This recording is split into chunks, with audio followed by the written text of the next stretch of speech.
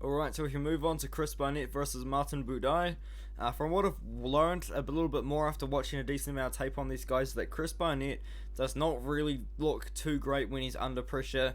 A classic example was actually when he was on the back foot against Ben Rothwell in that fight, when Ben Rothwell, who isn't in the UFC anymore unfortunately, I'm waiting to find out why, he didn't look as amazing as he usually does. Like when he was fighting John Vellante and they were in their open space, that's when he landed that wheel kick.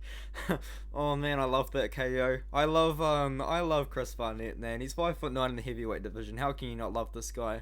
But Martin Buday does have a decent sort of he's got a decent fighting style to combat Chris Barnett, if that makes sense. Martin Buday is a very pressure forward guy. He's 6'4". He does clinch up against the cage a lot. I don't really know how that's gonna work, considering Chris Barnett is only 5'9" compared to the 6'4" that is Martin Buday.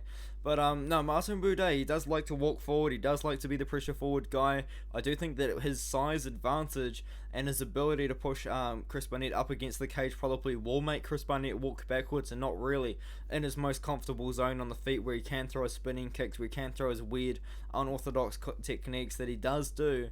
And he does do often. He did it on the regional scene a lot, and he did it only 4 months ago against John Vellante. But I do think that Martin Buday is going to win this fight. He won his fight against Lorenzo Hood with a knee to the head. Chris Barnett's only 5'9". Martin Buday is only 6'4". I think Martin Buday is probably going to be able to knee Chris Barnett in the head. He's a lot bigger, a lot bigger actually. He's going to be pushing forward, he's going to be walking forward. He has fought good competition, not really actually, sorry. He's one guy in the and he was losing that fight against as well against Camille Minder until he knocked him out.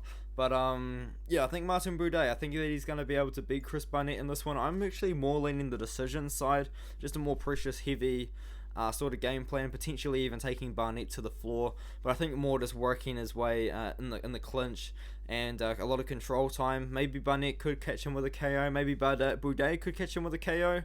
I'm personally not going to bet like an over or under on this fight, because I think a lot of people are predicting the fight to not go the distance, but I will be going Martin Buday. I think Martin Buday, a decision is probably a fair pick. But Chris Barnett's pretty live as a dog. I love Chris Barnett. I hope he stays in the UFC for a very long time, because he's a very exciting fighter. But I will be picking Buday to win the fight.